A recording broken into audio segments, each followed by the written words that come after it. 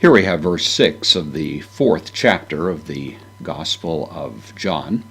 Jesus has, with his disciples, begun the journey north from Judah toward Galilee, but unexpectedly is taking a tour through Samaria, which would ordinarily not be the route taken by respectable Jewish people.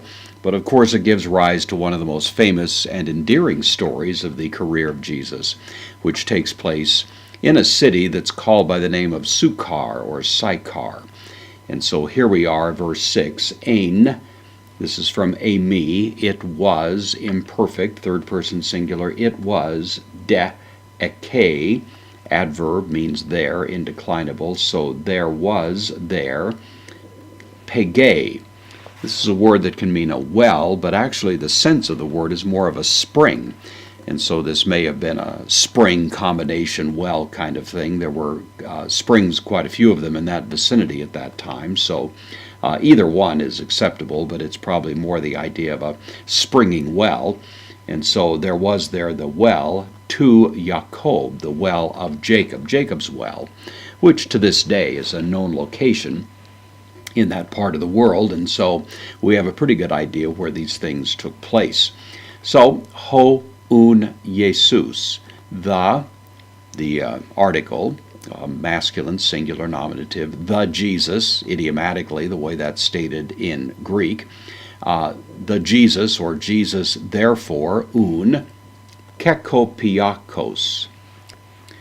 From the verb piao, which means to be weary, or to labor to the point that you become weary. So Jesus now, this word suggests it's in the, it's a participle, but it's in the perfect, so it's a perfect participle. Jesus thus is wearied. This is in the nominative, so it goes with Jesus. Jesus is wearied, ek tes hodoi porios.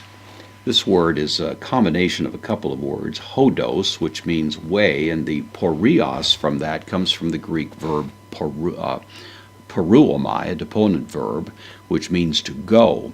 And so it's a word that together means to go in the way, and from that it derives the sense of a journey, to go in the way. And so Jesus has now become weary, the sense of this word, from the journey, and in the imperfect, third person singular, ekathetzeto, he sat down. Of course, the word kath here, like cathedral, is a word that implies a chair or a place of sitting, and so he sat down at this location. Hutos thus sat down, epi te pege, same word that we had up here. So he sat down literally on the well, undoubtedly meaning sitting on the little rim that goes around the well. Some kind of brick protective structure there was probably the place where he sat, but obviously sitting right there. Hora ein hos heke. Hour was about hos heke, sixth, though it was about the 6th hour. Been a little bit of a conversation to whether Roman time or Jewish time is implied by the term 6th hour. I won't bother with that. I think the consensus among commentators is that this took place around noon, which would be one reckoning of the 6th hour, and that's about right. They traveled for some time, they're weary, it's around noon, it's lunchtime, the disciples have gone in to get a bite to eat from the town, and Jesus is waiting here at the well. And of course at this point, the weariness of Jesus itself is a rather striking aspect of the story. John sometimes is accused of one who tends to minimize the humanity of Christ and exaggerate his deity, but John knows well enough that Jesus was a human being. And at this point we hear that he's weary, that Jesus had true humanity and limited himself to the size and shape of a human being, and thus, not surprisingly, weary from the journey, he sits down here, waiting for his disciples at the well, and this sets up, of course, the drama that's going to unfold in the next few verses.